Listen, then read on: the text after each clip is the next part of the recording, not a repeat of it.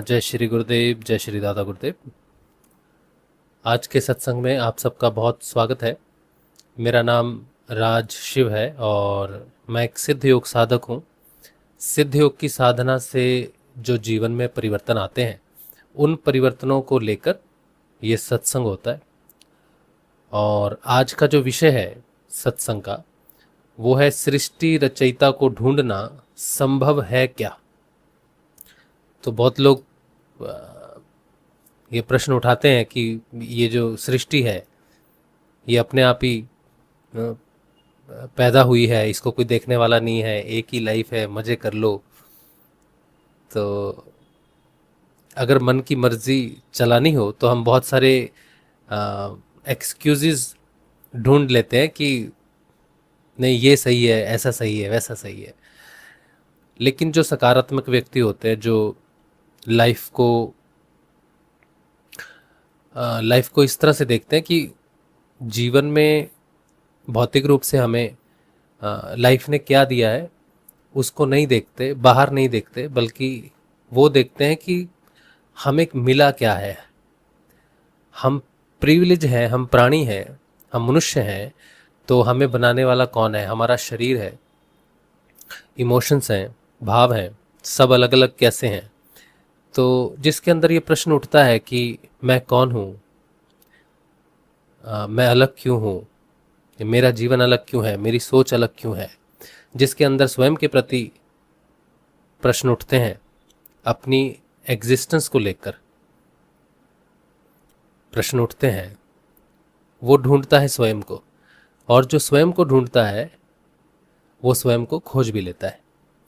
और जो स्वयं को खोज लेता है फिर वो सृष्टि का कारण भी खोज लेता है। और जो सृष्टि का कारण खोज लेता है वो सृष्टि के रचयिता को भी खोज लेता है। और ये जो सारी खोज है वो स्वयं को खोजता हुआ करता है। तो सृष्टि रचयिता की अगर खोज करनी है तो सबसे पहले स्वयं की खोज करनी पड़ेगी। स्वयं को जानना पड़ेगा कि मैं हूं तो क्यों हूं, मेरा अस्तित्व क्यों है। तो जो व्यक्ति अंतर्दृष्टि से देखेगा या अंतर्दृष्टि का होगा, उसके लिए ये यात्रा है। और ये जो सत्संग है ये उसी व्यक्ति के लिए सुलभ होगा और ज्ञानवर्धक होगा, सहायक होगा, जो स्वयं को खोजने के पथ पर है। आज का जो विषय है ये मैंने वैसे तो गुरु जी की पुस्तक का अध्ययन कर रहे हैं हम, हमारे गुरुदेव जी हैं।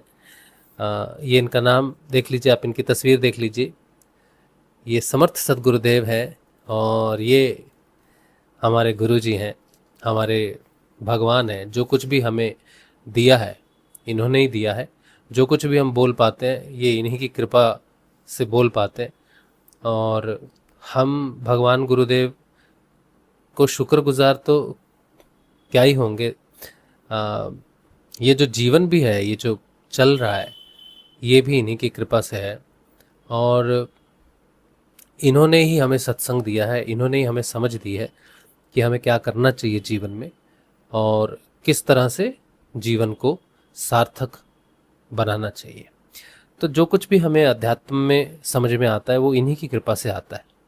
और इन्होंने हमें ऐसा कुछ भी अलग से विशेष रूप से नहीं दिया है कि कोई जीवन में कोई बदलाव करना हो या फिर जीवन में कोई सद्गुणी शिक्षा दी हो, कुछ भी नहीं दिया। इन्होंने सिर्फ एक मंत्र दिया और एक ही बात कही कि इस सृष्टि की रचना जो है ये शब्द से हुई है। और शब्द से जब प्रकृति बन रही है, उसी शब्द को पकड़कर हम वापस सोर्स तक जाते हैं, स्रोत तक जा सकते हैं। तो अगर शब्द से सृष्टि की रचना हुई है तो शब्द से सृष्टि के रचनाकार तक पहुंचने का कोई ना कोई तरीका जरूर होगा। तो तुम इस शब्द को पकड़ो। ये शब्द दिव्य शब्द है, ये शब्द चेतन शब्द है और ये तुम्हें तुम्हारे अस्तित्व तक लेके जाएगा। तो एक मंत्र दिया और एक ही दिया, एक ही दिया। और दूसरा इन्होंने कहा कि ध्यान करना होगा, क्योंकि योग पथ पर चलने के जो योग इन्होंने हमें दिया उसका नाम सिद्ध योग है। सिद्ध योग का अर्थ होता है कि जो चीज पहले सिद्ध कर ली गई है, सिद्ध हो चुकी है, मतलब उसे जान लिया गया है। सिद्ध का मतलब होता है जिसे जान लिया गया है। जैसे जैसे मेरे भौतिक पिता, उन्होंने कोई घर बनाया, अपनी मेहनत से घर बनाया, और वो जब बूढ़े हो गए जाएंगे और फिर वो इस संसार से चले जाएंगे, तो उस घर को, वो घर जो संपत्ति होगी वो उनके पुत्र को मिल जाएगी। तो पिताजी का कुछ कमाया हुआ धन है जो पुत्र के लिए बिना कमाए प्राप्त हो गया, या पिताजी की कोई रेप्यूटेशन है, वो पुत्र को उतनी मेहनत नहीं करके वो रेप्यूटेशन उसको मिल गई। आप देखते हो बाजार में जाते हैं ना, वो दुकानें होती है ना, उसमें लिखा होता है एंड सन्स वगैरह लिखा होता है ना। जैसे सोचो कोई ज्वेलरी शॉप है, शर्मा जी कोई ज्वेलरी शॉप है, Sharma and sons, Verma and sons, Kumar and sons, इस तरह से रहता है ना। तो ये क्या है, ये लीनिएज है, और ये वो संपत्ति है जो पिता ने कमाई है और उनके बेटों की भी है। तो सिद्ध योग का मतलब है एक ऐसा योग है जिसे पिताजी ने सिद्ध कर लिया है, जिसे गुरुजी ने सिद्ध कर लिया है, उन्होंने जान लिया है। अब कोई उनका पुत्र हो जाए तो वो उस योग का अधिकारी हो जाएगा। इसका मतलब ये है कि सिद्ध योग को, इस योग को, आत्म योग को सिद्ध करने के लिए बहुत सारे ऋषियों ने तपस्या की और उन्होंने उस मार्ग को खोज लिया। अब वो मार्ग किसे देंगे? जैसे भौतिक पिता की संपत्ति भौतिक पुत्र की हो जाती है, पुत्री की हो जाती है, वैसे ही आध्यात्मिक संपत्ति जो है वो शिष्य की हो जाती है। आध्यात्म में शिष्य को ही गुरु का पुत्र माना जाता है। आध्यात्मिक पिता कौन है? गुरु है। आध्यात्मिक माता कौन है? गुरु है। इष्ट कौन है? गुरु है। भगवान कौन है? गुरु है। तो अध्यात्म में एक ही है, माता और पिता अलग अलग नहीं है, गुरु और भगवान अलग अलग नहीं है, एक ही है। तो सिद्ध योग का अर्थ है कि जो गुरु जी का है, अगर आप शिष्य हो तो आपका भी है, मैं शिष्य हूं तो मेरा भी है। तो ये आपने बहुत सारे योग का नाम सुना होगा, जप योग, हठ योग, लय योग, नाद योग, सहज योग, ज्ञान योग, भक्ति योग, है ना, इसे बहुत सारे योग होते। तो एक है सिद्ध योग, इसमें कुछ नहीं करना पड़ता, सिर्फ पुत्र होना ही काफी है, वंशज होना काफी है। और ये वंशज ऐसा है कि आप किसी भी कुल में जन्मे हो, किसी भी धर्म में जन्मे हो, गुरु जी के पुत्र होने के लिए आपको सरेंडर करना पड़ेगा। और सरेंडर पूछते हैं क्या है, तो सरेंडर है कि गुरु की आज्ञा का पालन जैसे कहा गया है वैसे ही करना समर्पण है। बड़ा मुश्किल होता है, यकीन भी नहीं होता। तो गुरु ने जैसा बताया है, कोई शिष्य बिल्कुल वैसे ही चले पथ पर, तो वो समर्पण कहलाता है।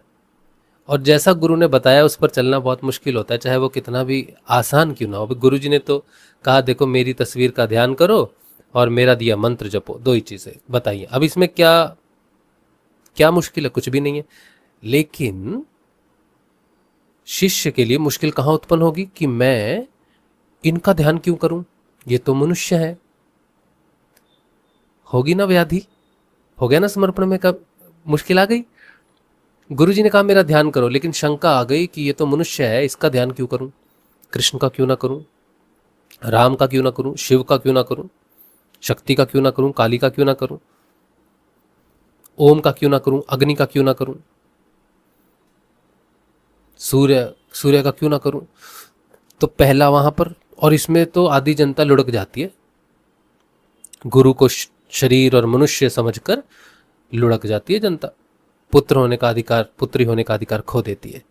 और दूसरा आता है कि इसी मंत्र को जपो। फिर यहाँ रिलीजन आ जाता है, हिंदुइज्म, मुस्लिमिज्म, सिखिज्म। हे भगवान, ये सबसे बड़ी मार करता है। इसमें जो बचे कुछ 50% होते हैं, उसमें से 90% चले जाते हैं। बचे हुए 50 में उसके 90% चले जाते हैं। और कुल मिला के रह जाते हैं 5%। हाँ, कितना आसान पथ था, लेकिन हमारी मान्यताओं ने, हमारी बाहर की लिखाई पढ़ाई ने, हमारे बाहर के धर्म ने, बाहर की जात ने, कुल ने, परंपरा ने हमारे आध्यात्मिक पुत्र और पुत्री होने का अधिकार हमसे छीन लिया। इसे ही कहते हैं कि सारी चीज़ों को, बाहर की चीज़ों को बाहर रख देना चाहिए। बदलने की ज़रूरत नहीं है कि मैं क्या हूँ, कौन हूँ, बस सरेंडर करके आंतरिक रूप से उस चीज़ को पालन करना चाहिए। पिछले 10-11 साल में मैंने जितना अंधकार मनुष्य की बुद्धि में देखा है उतना कहीं नहीं देखा। जितना डर मनुष्य के अंदर देखा है उतना कहीं नहीं है, कहीं नहीं है। मनुष्य से ज्यादा भयभीत और मनुष्य से ज्यादा अविद्या का शिकार कोई नहीं है, कोई नहीं है। और इसमें मनुष्य का दोष भी कुछ नहीं है, कुछ दोष भी नहीं है उसका, क्योंकि उसने कभी स्वयं जानना ही नहीं चाहा कि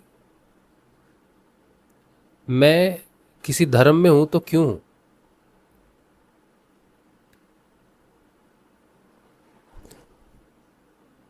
उसने अपने पैदा होने वाले दिन को कभी याद ही नहीं किया कि जब मैं पैदा हुआ तो मैं क्या था,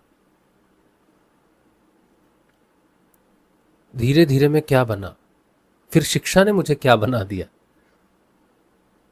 फिर मेरी सोच ने, मेरी जीवन की सफलता और असफलताओं ने मुझे क्या बना दिया, जीवन ने मुझे क्या बना दिया, जीवन क्या था और मैं क्या बन गया, ये कभी सोचता ही नहीं।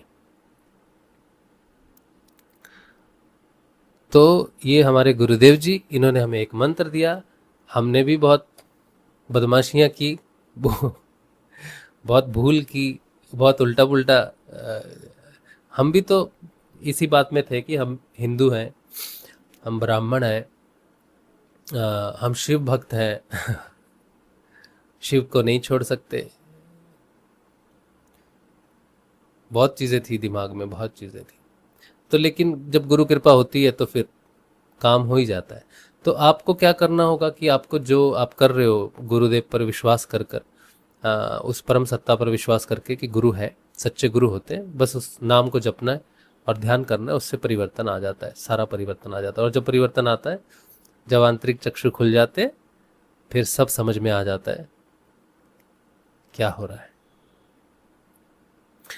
तो ये जो आज का विषय है, सृष्टि रचयिता को ढूंढना संभव है क्या, ये तो मैंने आपको बता दिया कि शुरू तो वहीं से होगा जहां से आप स्वयं को खोजना शुरू करोगे।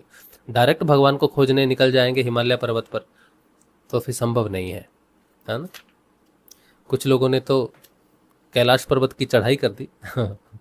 शिव को खोजेंगे, शिव कैलाश पर बैठे हैं, तो कैलाश भी चढ़ दिया, चढ़े तो नहीं कोई, एक चढ़ा था, शिव भक्त थे वो। लेकिन इसका मतलब ये नहीं कि शिव कैलाश पर बैठे हैं तो आपको कैलाश पर चढ़ने से शिव मिल जाएंगे। शिव अंदर है, अंदर जाने से मिल जाएंगे।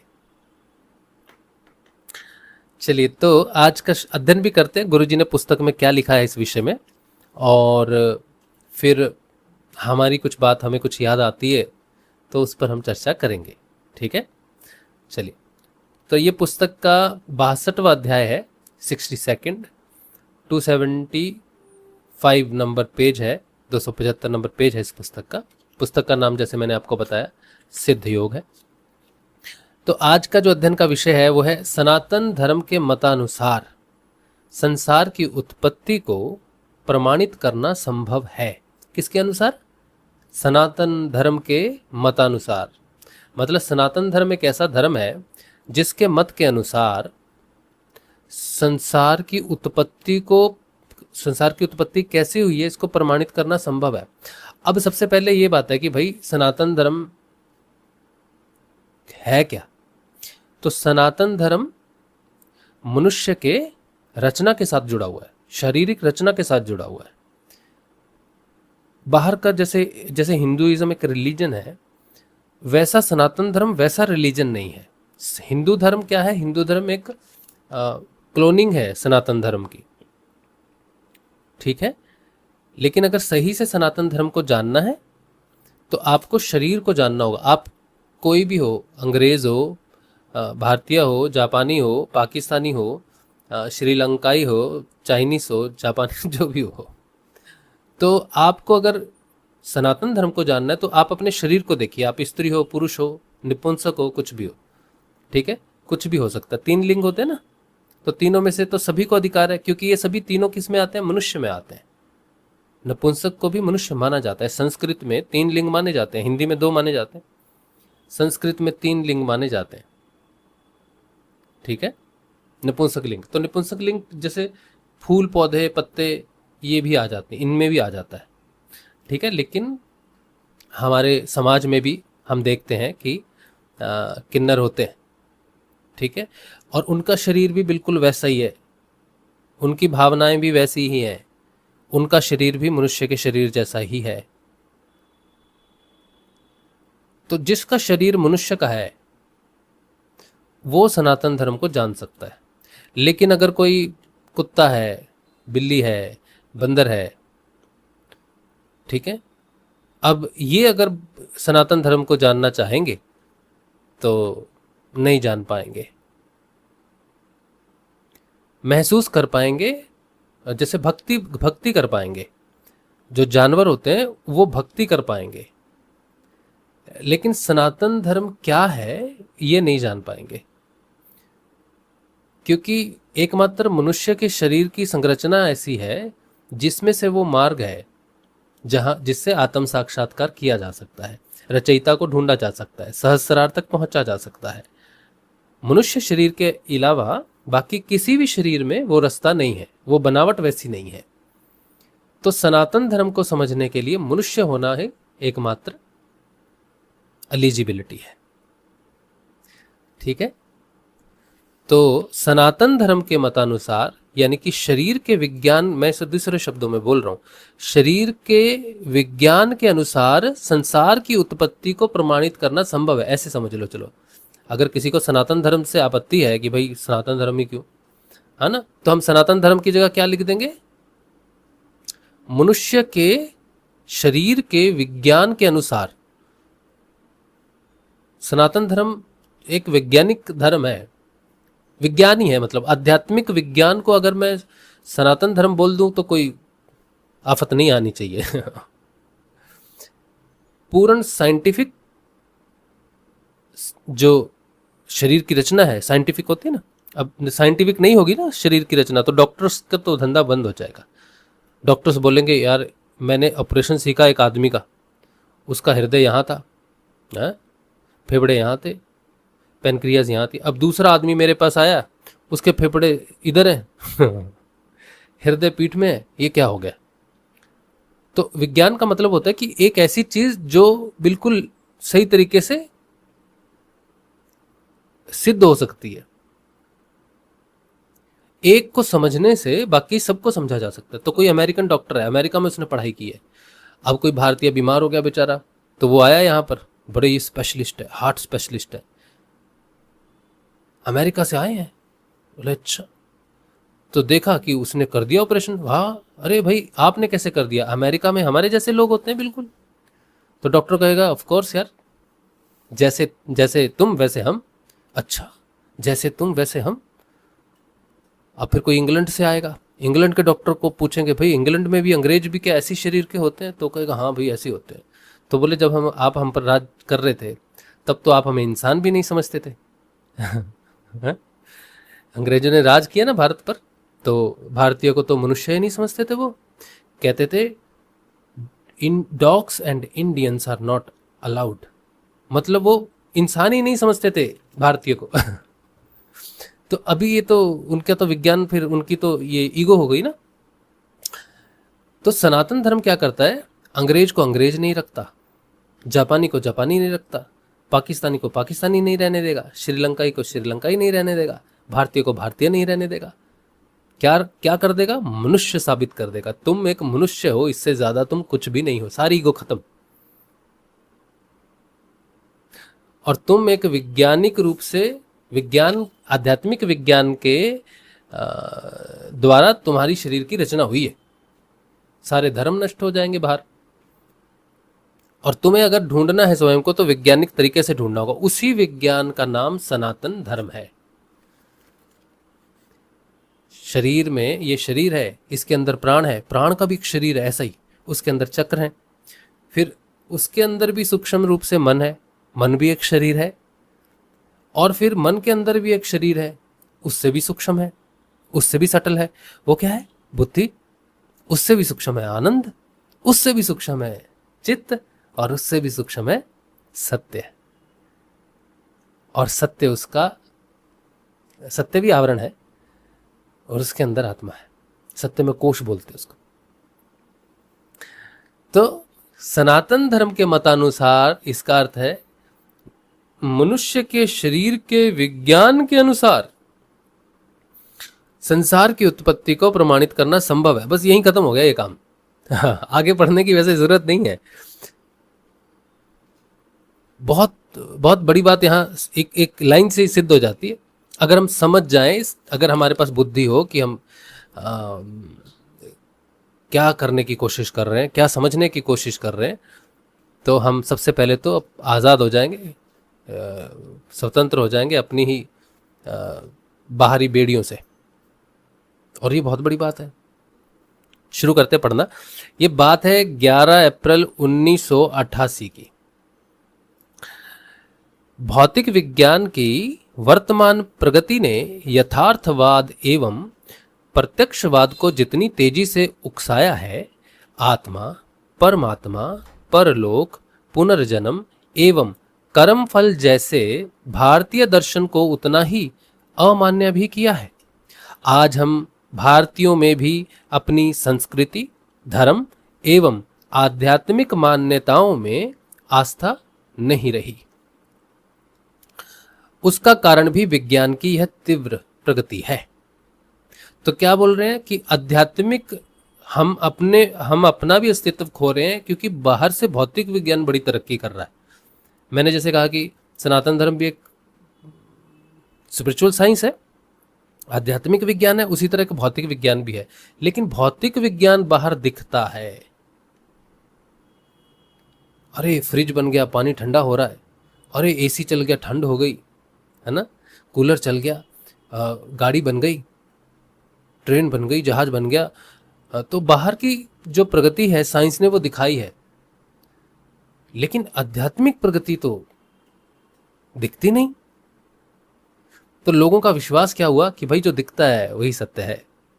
तो हमने भारतीय होने के नाते अपने ही विज्ञान को, अपनी ही संस्कृति को ठुकराना शुरू कर दिया, और हमने पश्चिम सभ्यता की तरफ मुंह कर लिया कि यही है विज्ञान। भौतिक विज्ञान और आध्यात्मिक विज्ञान एक दूसरे के सहयोगी हैं। प्रगति की इस दौड़ में भौतिक विज्ञान अपने पिता, हाँ, भौतिक विज्ञान अपने जनक आध्यात्मिक विज्ञान से बहुत आगे निकल गया है।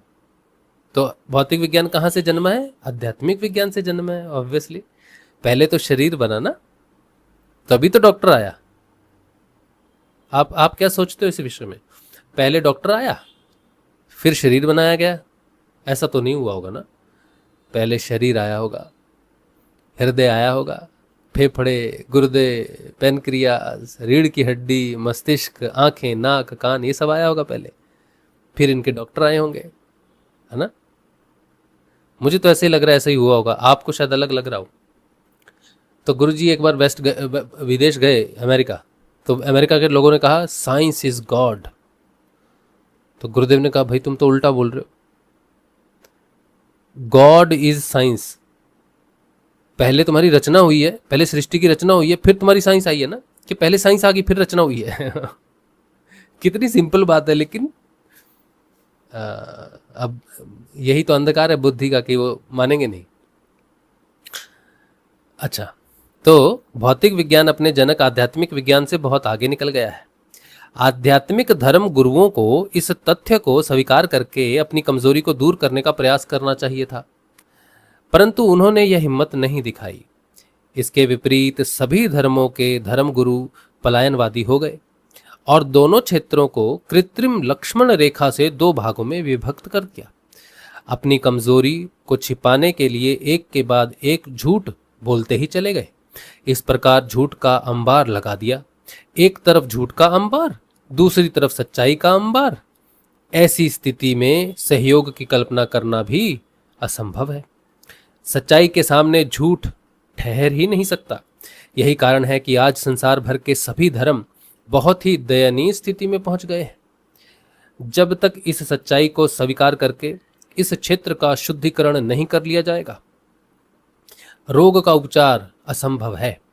भौतिक विज्ञान के क्षेत्र के लोग इतने सच्चाई प्रिय हैं कि ज्यों ही आध्यात्मिक जगत की सच्चाई के रास्ते पर चलकर प्रमाण देना प्रारंभ किया, उन्होंने उसका अनुसरण करना प्रारंभ किया। भौतिक विज्ञान जगत के लोग बहुत ही चेतन हैं, हर सच्चाई को स्वीकार करने में बिल्कुल ही नहीं हिचकिचाते हैं। तो गुरुजी कहते हैं कि देखो, भौतिक विज्ञान हमसे आगे निकल गया है। चाहे भौतिक विज्ञान आध्यात्मिक विज्ञान से प्रकट हुआ है, और आध्यात्मिक विज्ञान को सिद्ध करने वाले जो धर्माचार्य थे, उनकी इग्नोरेंस के कारण या उनकी नॉलेज से बाहर होने के कारण या उनके बनावटी धर्मगुरु होने के कारण वो धर्म को प्रमाणित नहीं कर पाए, सनातन धर्म को प्रमाणित नहीं कर पाए, आध्यात्मिक धर्म को प्रमाणित नहीं कर पाए, जिसकी वजह से भौतिक धर्म ने उसे नकार दिया कि या तो सिद्ध करो या हम तुम्हें नहीं मानते। तो भौतिक धर्म के लोगों की एक बात जो है, वैज्ञानिक जो होते हैं, जो साइंस को मानते हैं, उनकी एक बात सबसे अच्छी है, और वो क्या है कि वो रिजल्ट को मानते हैं। और रिजल्ट तब आएगा जब कोई चीज घटित होगी। तो अगर अध्यात्म में भी हम कुछ घटित करके दिखा दे तो वो कहेंगे ये कैसे हो गया, ये रिजल्ट कैसे हो गया। फिर वो खोज करेंगे कि कुछ और तरीका भी है रिजल्ट लाने का। तो वो सच्चे हैं, सच्चाई को ढूंढ रहे हैं। तो हमने अगर प्रमाणित कर दिया तो वो अध्यात्म की तरफ आ जाएंगे, और वो जो गैप आ गया आध्यात्मिक और भौतिकता में, वो खत्म होना शुरू हो जाएगा। एक बार क्या हुआ, मुझे हल्का हल्का याद है, मैंने सुना कहीं, एक लहड़ी महाशय एक योगी हुए, तो उनका कोई जानने वाला होगा, शिष्य होगा या कोई पड़ोसी होगा, वो विदेश से डॉक्टरी पढ़ के आया और बताने लगा कि डॉक्टरी ये ऐसी है, वैसा है, ये हृदय ऐसे चलता है, ये सब कुछ बात कर रहा होगा मेडिकल साइंस की। तो उन्होंने कहा कि अच्छा, तो किस बात चल रही थी कि कोई व्यक्ति जब जीवित होता है तो उसकी हार्ट रेट जो है ऐसे चलती है, उसकी नब्ज ऐसे चलती है। तो उन्होंने कहा अच्छा, तो तुम पता कर सकते हो कि कोई व्यक्ति जीवित है या मृत है। बोला हाँ। तो बोले मुझे देखो, मुझे टेस्ट करो और बताओ कि मैं जीवित हूं या मृत हूं। अब वो बच्चा जो डॉक्टरी करके आया, उसने लहड़ी महाशय को चेक किया और वो बेचारा हैरान हो गया। बोला ये कैसे संभव है। बोला क्या हुआ। बोल रहा आपका तो हृदय गति ही नहीं है, हृदय की धड़कन ही नहीं है। तो बोला और कोई लक्षण ढूंढो, जीवित होने के और कोई लक्षण भी तो हो सकते हैं। बोले जितने लक्षण मुझे शरीर से देखने हैं, मुझे उसमें से कोई भी लक्षण नहीं है आप में जीवित होने का। तो बोले फिर आप मुझे सर्टिफिकेट दे दो कि मैं मृत हूं। तो बोला लेकिन मृत व्यक्ति तो बात नहीं करता। तो ये एक ऐसी घटना है जो साबित करती है कि हमारे अंदर कुछ ऐसा है जहां तक भौतिक विज्ञान नहीं पहुंच सकता। इसी तरह से एक योगी हुए, योगानंद जी। योगानंद जी ने बता दिया कि भाई मैं इस टाइम पे इतने समय इतने सेकंड पर जो है मैं अपने शरीर को छोड़ दूंगा। और वो उसी समय वो घटना घटी। तो उन्होंने कैसे जान लिया? क्योंकि उनको शरीर का वो रास्ता मालूम है जहां से प्राणों को निकाला जा सकता है। और शरीर से भी बाहर कुछ ऐसी चीज है जहां पर योगी जा सकते हैं और उसमें रहते हैं। तो वो शरीर के बाहर क्या है? हम तो शरीर के बाहर कुछ भी नहीं समझते। इस भौतिक संसार के परे भी कुछ है हम नहीं जानते, हालांकि उसका रहस्य हमारे अंदर है। जिस तरह से हमारे इस भौतिक शरीर के अंदर में प्राण है, उसमें इमोशंस हैं, पुत्र, माता, पिता, बंधु, सगा, संबंधी, ये इमोशंस कहाँ है? शरीर में नहीं है, अंदर है, सूक्ष्म जगत, प्राण जगत। और फिर उसके अंदर भी एक जगत है। तो योगी उन उन अंदर के जगत को ढूंढ लेता है सबको, और ढूंढता ढूंढता ढूंढता ढूंढता पूरे शरीर के सातों जगतों को, सातों शरीरों को, सातों आसमानों को पार करता हुआ आत्म रूप में स्थित हो जाता है। और वो कण कण में है, बिना आत्मा के कुछ भी नहीं बन सकता। ऊर्जा है वो संसार की, है ना। चलो फिर क्या कहते हैं, संसार में जो नरसंहार और अशांति फैल रही है वह इसी असंतुलित व्यवस्था की देन है। भौतिक विज्ञान की जनक आध्यात्मिक शक्ति ज्यों ही अपने असली स्वरूप में प्रकट हुई कि भौतिक सत्ता उसके सामने नतमस्तक हुई। ज्यों ही संसार की यह स्थिति हुई, महर्षि अरविंदो की भविष्यवाणी सत्य हो जाएगी। संसार में जितने भी भौतिक साधन प्रकट किए जा चुके हैं, उन सब का उपयोग अगर केवल सृजन के रूप में ही किया जाए तो संसार में घी दूध की नदियां बहने में कोई देर नहीं लगेगी। इस प्रकार श्री अरविंदो की भविष्यवाणी सत्य होने में देर नहीं लगेगी। श्री अरविंदो ने कहा था, एशिया जगत हृदय की शांति का रखवाला है, यूरोप की पैदा की हुई बीमारियों को ठीक करने वाला है। यूरोप ने भौतिक विज्ञान नियंत्रित राजनीति, उद्योग, व्यापार आदि में बहुत प्रगति कर ली है। अब भारत का काम शुरू होता है। उसे इन सब चीज़ों को आध्यात्म शक्ति के अधीन करके धरती पर स्वर्ग बसाना है। मेरी प्रत्यक्ष अनुभूतियों के अनुसार आध्यात्मिक जगत की अनेक समस्याएं भौतिक जगत की तरह प्रमाण सहित सुलझाई जा सकती हैं। मैं देख रहा हूं, आध्यात्मिक दृष्टि से जो लोग मुझसे जुड़ रहे हैं उन्हें सूक्ष्म शरीर, कारण शरीर आदि की प्रत्यक्षानुभूतियां हो रही हैं। हिंदू धर्म का सिद्धांत जिसे श्री अरविंदो ने सही प्रमाणित किया है, उसी रास्ते से चलने पर अनेक प्रकार की प्रत्यक्षानुभूतियां हो रही हैं। श्री अरविंदो ने कहा था, ईश्वर यदि है तो उनके अस्तित्व को अनुभव करने का, उनका साक्षात दर्शन प्राप्त करने का कोई ना कोई पथ होगा। वह पथ चाहे कितना ही दुर्गम क्यों ना हो, उस पथ से जाने का मैंने दृढ़ संकल्प कर लिया है। हिंदू धर्म का कहना है कि अपने शरीर के अपने भीतर ही वह पथ है। उस पर चलने के नियम भी दिखा दिए हैं। उन सब का पालन करना मैंने आरंभ कर दिया है। ये हमारे गुरुदेव जी की आध्यात्मिक यात्रा संसार में प्रकट होने से पहले की बात है। गुरु जी की आध्यात्मिक यात्रा तो शुरू हुई थी 1968 में, ठीक है, जब उन्होंने आराधना शुरू की थी। तो 1990 तक आंतरिक रूप से गुरुदेव साधना में रहे और 1990 में गुरुदेव संसार के सामने गुरु के स्वरूप में प्रकट हुए थे। तो ये 1988 की बात है।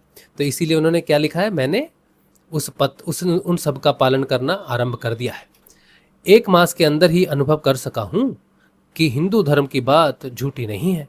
जिन जिन चिन्हों की बात कही गई है, मैं उन सब की उपलब्धि कर रहा हूं। तो गुरु जी ने 1 महीने के अंदर, है ना, गुरु जी का है, एक बार देख लेते हैं। ये अच्छा, श्री अरविंदो की बात लिखी है, ये माफ कीजिए। श्री अरविंदो ने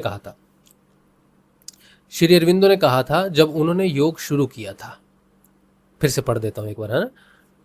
अच्छा, ईश्वर यदि है तो उनके अस्तित्व का अनुभव करने का, उनका साक्षात दर्शन प्राप्त करने का कोई ना कोई पथ होगा। वह पथ चाहे कितना ही दुर्गम क्यों ना हो, उस पथ से जाने का मैंने दृढ़ संकल्प कर लिया है। हिंदू धर्म का कहना है कि अपने शरीर के अपने भीतर ही वह पथ है। उस पथ चलने के नियम भी दिखा दिए हैं। उन सब का पालन करना मैंने आरंभ कर दिया है। 1 मास के अंदर ही अनुभव कर सका हूं कि हिंदू धर्म की बात झूठी नहीं है। जिन जिन चिन्हों की बात कही गई है, मैं उन सब की उपलब्धि कर रहा हूं।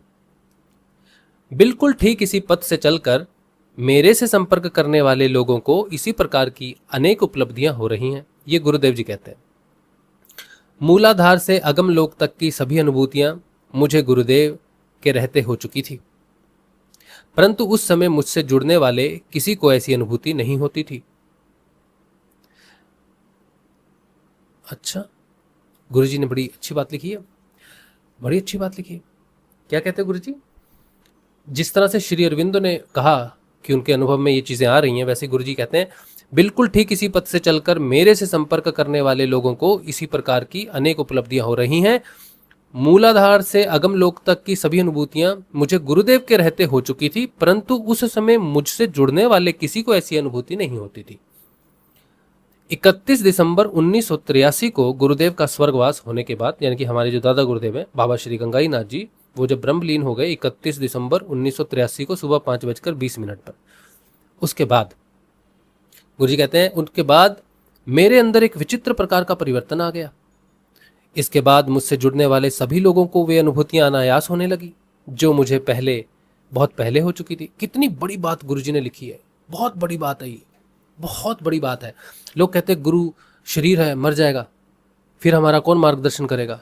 और गुरुजी ने यहाँ लिखा है कि मुझे वो सारी अनुभूतियां हुई, लेकिन जब लोग मुझसे जुड़ रहे थे उनको कोई अनुभूति नहीं हो रही। मतलब गुरुजी के पास जो धन है वो दे नहीं पा रहे किसी को, अनुभव नहीं दे पा रहे, बदलाव नहीं दे पा रहे।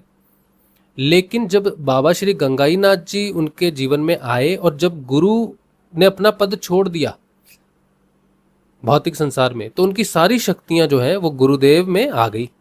इसे कहते हैं गुरु की कृपा, अनायास ही हो जाना काम, बिना प्रयास के हो जाना, अनुग्रह,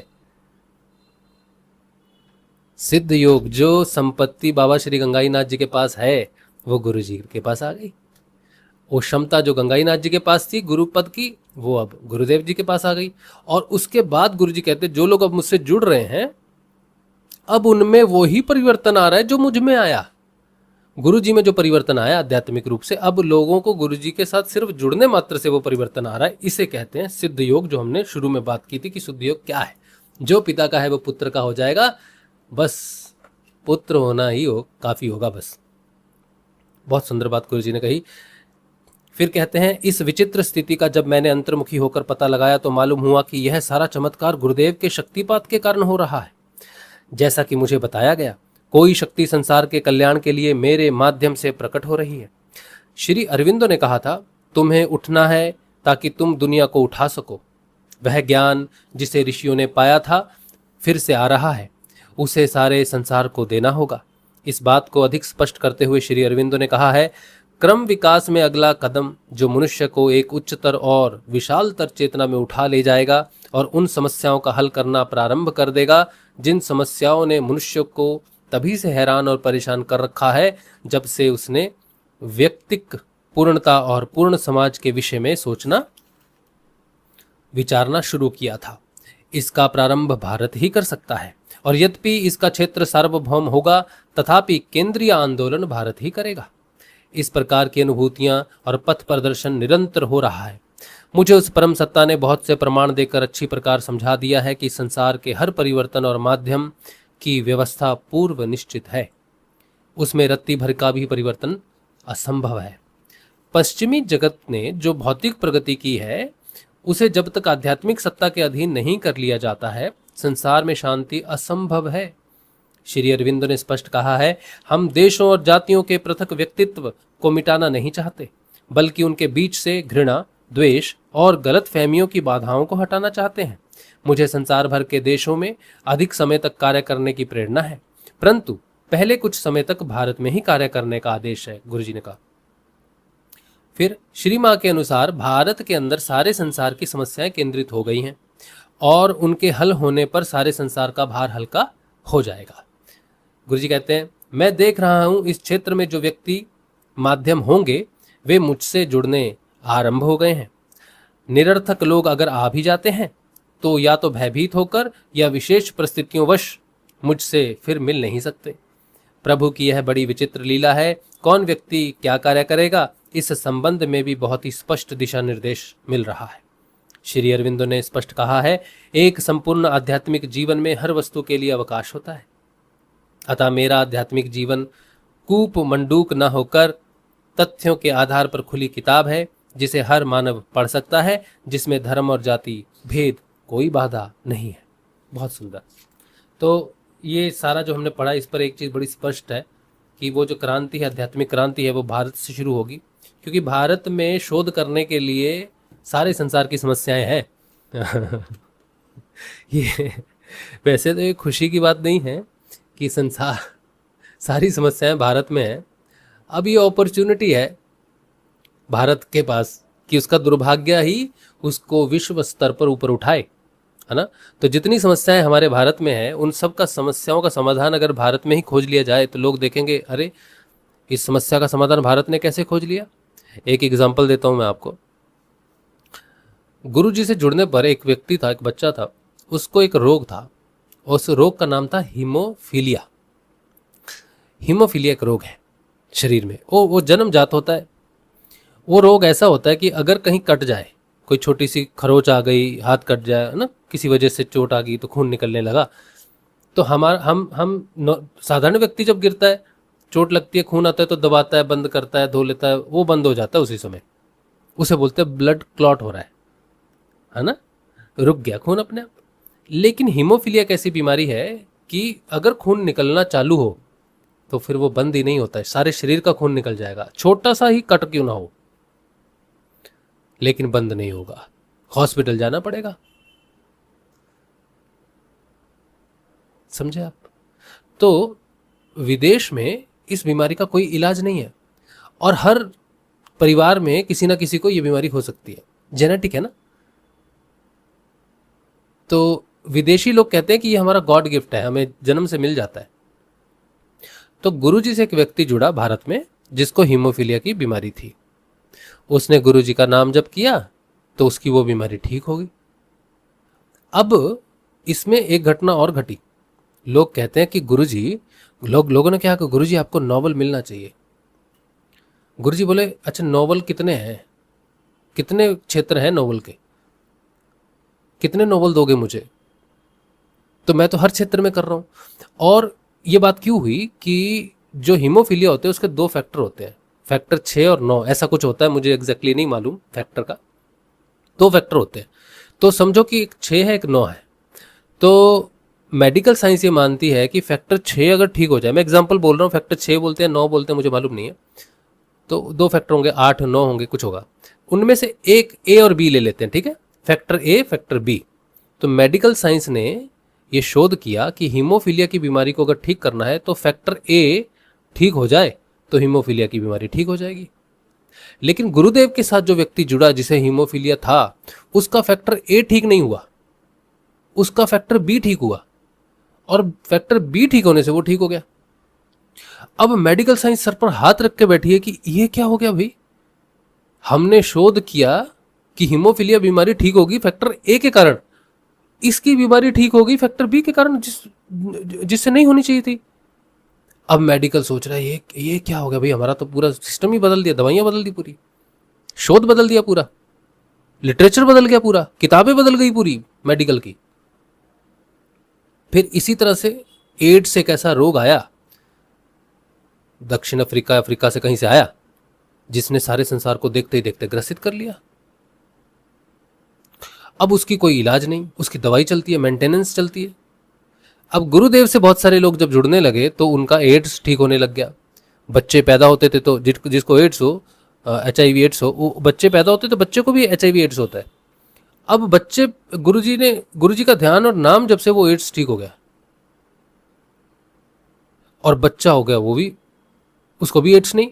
एक घटना हुई कि एक हस्बैंड और वाइफ, अब नई नई शादी हुई इनको, तो हस्बैंड को एड्स हो गया। अब उसकी शादी हुई पत्नी से, तो पत्नी के साथ शारीरिक संबंध है, तो पत्नी को भी एड्स हो गया। अब क्योंकि पति को एड्स पहले हो रखा था तो उसकी स्टेज आगे थी, तो वो मर गया एड्स से। और उसने कहा देखो मैं मर गया, अब पत्नी को कहा मुझे एड्स तुम्हें भी, अब तुमको भी है, उसको भी आ गया, तो बोला अब तुमको तो मरना ही है। तो ये सारी रिपोर्ट फाड़ दी उसने, बोला मरना ही तो है तुमको, और रिपोर्ट्स का क्या करना है तुमने। अब ये लड़की, वो मर गया, अभी उसकी वाइफ गुरुदेव से, उसको पता चला कि हाँ गुरुदेव जी बैठते एक मंत्र देते उससे बीमारियां ठीक होती हैं। उसने गुरुदेव जी का मंत्र लिया, मंत्र जपना शुरू किया और उसका एड्स नेगेटिव हो गया। अब गुरुजी ने कहा भाई, उसके पिताजी को कहा कि देखो आप बताओ कि ये हुआ, तो पिता है, तो पिताजी ने कहा देखो मेरी बेटी गुरुजी जवान है, मैं चाहूंगा कि जवान बेटी की शादी हो जाए। अगर अखबार में ये बात आ गई कि मेरी बेटी को पहले एड्स था, आपकी कृपा से एड्स ठीक हो गया है, तो इसकी बात फैल जाएगी कि लड़की को एड्स था, मेरी बेटी का जीवन बर्बाद हो जाएगा, तो आप हमें क्षमा कर दें। तो गुरुदेव जी ने कहा ठीक है, कोई बात नहीं, और कोई तू जा अपनी बेटी की शादी कर दे। एक तो दयालु ऊपर से कृपालु, तो उन्होंने अपनी बेटी की शादी कर दी और उसकी शादी होगी, संसार सुखी, कोई दिक्कत नहीं। अभी विदेश में तो, यहाँ भारत में क्या करते हैं मालूम है? भारत में लाखों एनजीओ है जो किस लिए है पता है? एड्स के इलाज के लिए नहीं है, अवेयरनेस के लिए है। क्योर कोई नहीं बोलता, एड्स के क्योर के लिए कुछ नहीं विदेश से लाखों रुपए आते हैं एनजीओ के माध्यम से समझे आप? पैसे पैसे पैसे के चक्कर है सारा। और वो पैसा किस लिए आता है पता है? कि आप एड्स के लिए अवेयरनेस फैलाओ, क्योर नहीं। तो गुरुदेव जी को ये बात अच्छी भी नहीं लगी। गुरुदेव जी ने कहा अच्छा, बिल गेट्स वगैरह ये सब पैसा देते हैं, बड़े बड़े इंडस्ट्रियलिस्ट हैं, तो बोलते हैं हम भारत में जो एड्स है ना उसको मिटाने में भारत की मदद करेंगे, अवेयरनेस फैलाएंगे। तो गुरु जी ने चिट्ठी लिखी कि पहले अपने देश में मिटा ले तू एड्स, फिर भारत में मिटाना, और तेरे भारत में तो हम देख लेंगे, तेरे अमेरिका में जो कुछ भी जितने भी पेशेंट है वो मेरे पास लेके आ, बिना पैसे के ठीक होंगे। तो चिट्ठी लिखी बिल गेट्स को, और बिल गेट्स की बीवी मेलिंडा गेट्स, उसकी रिप्लाई आई कि हमने आपकी चिट्ठी देख ली है, आपकी अगर ज़रूरत होगी तो हम देख लेंगे। गुरुजी कहते कोई नहीं आया। इतनी रिपोर्ट्स है, ऐसे जो मरीज रहे, ब्लड कैंसर वाले ठीक हुए। तो जो इनक्योरेबल डिसीजेज है वो ठीक क्यों हो रही है? गुरुजी कहते हैं हम तो आप तो भौतिक विज्ञान वाले हो ना, आप तो सच्चाई को मानते हो, तो मैं तो लेबोरेटरी में रिपोर्ट्स दे रहा हूँ कि ये कैंसर पॉजिटिव है, ये नेगेटिव है, ये हीमोफीलिया ठीक हो रहा है, ये एड्स ठीक हो रहा है, गठिया ठीक हो रहा है, शुगर ठीक हो रही है, और भी कितनी बीमारियां हैं जिनका इलाज नहीं है वो ठीक हो रही हैं। इसके साथ आध्यात्मिक प्रगति हो रही है, मनुष्य का व्यवहार बदल रहा है, मनुष्य सत्य की तरफ जा रहा है, उसके नशे छूट रहे, उसकी शराब छूट रही है, अफीम छूट रही है। क्यों नहीं देख रहे? क्या मजबूरी है तुम्हारी? तो मजबूरी है धन। गुरु जी का जो संघर्ष है ना जीवन में, वो आप, गुरु जी ने बोला है, लेकिन बोलने से आप नहीं समझोगे कभी गुरु जी का संघर्ष। आप तब समझोगे जब आप में वो परिवर्तन आएगा जो गुरु जी में आया, और फिर जो परिवर्तन आएगा और आप दुनिया में निकलोगे बोलने के लिए, तब कोई नहीं सुनेगा आपकी, आपके घर वाले नहीं सुनेंगे, मरीज भी नहीं सुनेंगे, उल्टे पुल्टे सवाल करेंगे, साधना को समझेंगे नहीं बल्कि उल्टे सवाल करते रहेंगे। तब आपको पता चलेगा कि गुरु का हृदय कितना विदारक हुआ, कितना दुख हुआ, कितनी उत्साह उम्मीद से विदेश गए, लोगों के पास गए, लेकिन फिर गुरुजी ने समझ ली बात, कोई बात नहीं, मेरी तस्वीर कभी नहीं मरेगी, मेरी तस्वीर हमेशा रहेगी। तो 2009 में गुरुजी ने कहा कि मैंने आकाश में वो छोड़ दिया, जो इस मंत्र को बताएगा, जिसे बताएगा उसके माध्यम से परिवर्तन आना शुरू हो जाएगा। अब ये रुकेगा नहीं। अब मैं एक नहीं, मेरे सारे शिष्य बोलेंगे। अब इस परिवर्तन को कोई रोक नहीं सकता है, कोई नहीं रोक सकता है। तो वो घटना घटेगी मेरे माध्यम से, तुम्हारे माध्यम से, हम सब के माध्यम से, हम सब की आध्यात्मिक प्रगति से। किसी ने मुझसे कहा कि भैया आपके प्रोग्राम तो कोई देखता नहीं, सत्संग तो कोई ज़्यादा लोग देखते नहीं, कितना अच्छा सत्संग है, कितनी अच्छी बात है, कोई क्यों नहीं देखते? तो मैंने कहा मैं तो बहुत मामूली व्यक्ति हूँ, सब कुछ ईश्वर की कृपा से होता है, ईश्वर चाहे तो सब होता है, नहीं तो नहीं होता। मैं तो बहुत साधारण सा व्यक्ति हूँ, मेरी आवाज़ में तो कोई, मेरे व्यक्तित्व में कोई जोश नहीं है, कोई पावर नहीं है। हाँ, बोलने वाला जो सत्य है उसमें पावर जो तुमको नज़र आ रही है, लेकिन मेरे व्यक्तित्व में तो कोई ऐसा कुछ है नहीं। हमारे गुरु जी तो स्वयं भगवान के स्वरूप हैं जिन्होंने इतना बदलाव किया। जब उनके सामने रहते हुए बोलते हुए भी लोगों के कानों में ये बात नहीं गई, तो तुम जानो कि कितना अंधकार और कितनी अविद्या का शिकार है मनुष्य। जो मैंने शुरू में बात कही थी ना सत्संग के आज, कि इस संसार में जितनी अविद्या और अंधकार मनुष्य की बुद्धि में है वो कहीं नहीं है। और वही बात मैंने आज मैं इसलिए कह रहा हूं कि मैं अनुभव कर रहा हूं उस चीज को, मैं देख रहा हूं ना। तो गुरुजी ने ये बात कही तब तो हमें लगी गुरुजी बोल रहे हैं अंधकार होगा, अच्छा कहीं होगा अंधकार। गुरुजी कहते हैं ठोस अंधकार जम के बैठ गया है। अब हमने ये बात सुनी लेकिन हमने कहा अच्छा बैठ गया होगा, लेकिन वो ठोस अंधकार कहाँ बैठा है? जब हमारे अनुभव में आ रहा है, जब मैं सत्संग कर रहा हूँ, जब मैं लोगों को बोल रहा हूँ और मैं लोगों को जाते हुए देखता हूँ, और उन वो क्यों जा रहे हैं वो बता, कई तो बता के जाते, कई तो नहीं भी जाते बता के, तो मैं बड़ा अपाहिज समझता हूं अपने आप को। अपाहिज किस रूप से? शब्दों के रूप में, कि मैं चाहकर भी नहीं बता भी रहा हूं और चाहकर कन्विंस नहीं कर सकता कि मत जाओ, ये रास्ता सही है, इसमें तुम्हें सफलता मिलेगी, डटे रहो, रुके रहो, चले जाते हैं, अपनी कोई मान्यताएं बना के चले जाते हैं। तो बड़ा दुख होता है उस समय। तब पता चलता है कि व्यक्ति कितना भी पढ़ा लिखा क्यों ना हो, कितना ही अमीर क्यों ना हो, कितना ही समृद्ध क्यों ना हो, कितना ही वरिष्ठ क्यों ना हो, आध्यात्मिकता सिर्फ समर्पण से आती है, बाकी कोई कैपेबिलिटी नहीं, सिर्फ समर्पण। फिर वो किसी में भी हो सकता है,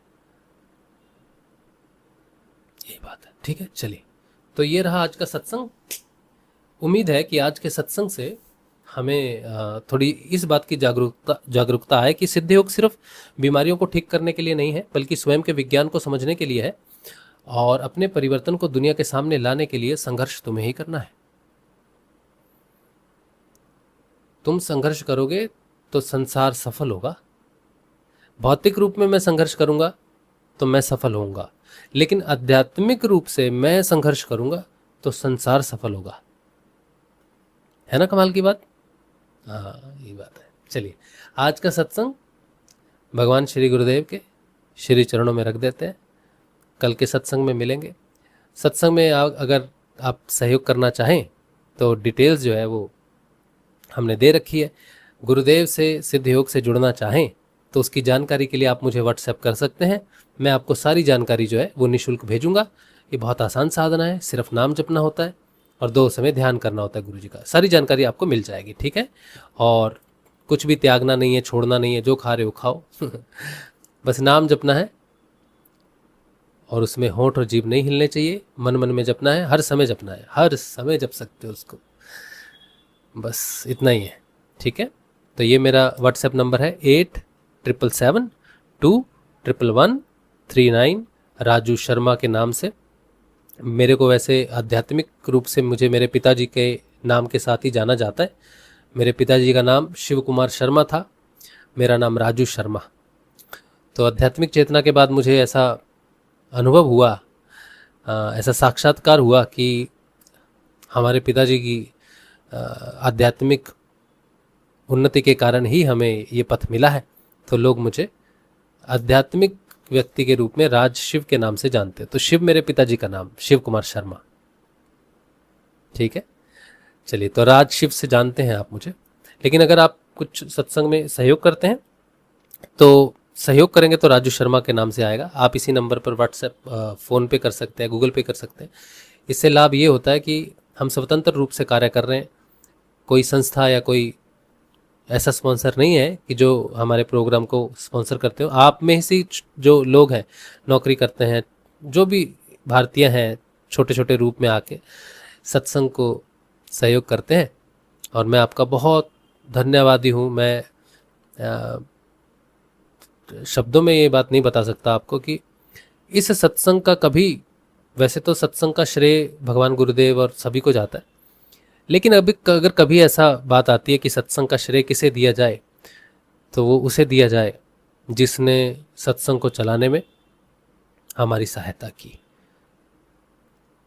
हम इसके हकदार नहीं है, हम पर तो गुरु कृपा है बोल के हम बोल रहे हैं। हमें इसका कोई भी श्रेय नहीं मिलेगा, कभी भी नहीं मिलेगा, एक रत्ती भर भी नहीं मिलेगा, क्योंकि हम अधिकारी नहीं है। ज्ञान जो भी बोल रहे हैं, साक्षात्कार जो भी बोल रहे हैं, वो गुरु जी का है। और जो ये बिजली का बिल है, ये बिल है, ये आप लोग सहयोग करते हो तो देते हो, तो आप ही हो जो पहुंच रहे हो लोगों तक, और बहुत सारे लोगों तक जोड़ने का जो काम है वो सहयोग से ही होता है। तो बहुत बहुत धन्यवाद, ठीक है? चलिए, तो कल मिलेंगे, कल के सत्संग में और कल के ध्यान में। कल का ध्यान हो सकता है कि किसी कारण ना हो पाए, शाम को एक व्यस्तता है, लेकिन हम उसे टालने की कोशिश करेंगे। तो ध्यान होगा कल और सत्संग तो होगा, बाकी गुरु इच्छा। ठीक है, कल मिलते हैं। जय श्री गुरुदेव, जय श्री दादा गुरुदेव जी।